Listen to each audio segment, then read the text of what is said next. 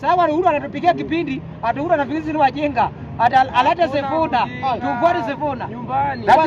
Kwa sababu anapanga ndiye alete mtoto wake 2032. Haiwezekani Uhuru Kenyatta, haiwezekani. Tosha. Haiwezekani my friend. Haiwezekani. Mimi nataka kuambia Wakenya, wakati imefika tupige kura bila chuki. Kabisa. Tupige kura kwa sababu maendeleo. Development. William Ruto amechaguliwa 2022 tarehe 8 mwezi wa 8, akakula Biblia mwezi wa 10.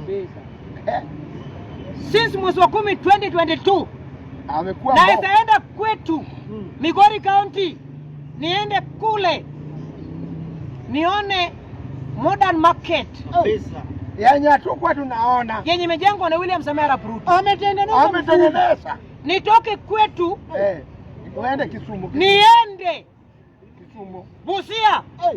Nipate another modern market. Nitoke Busia. Niende Kinangop Kwale County. Naenda kupata affordable. Kabisa. Nimesimama nipate technical college.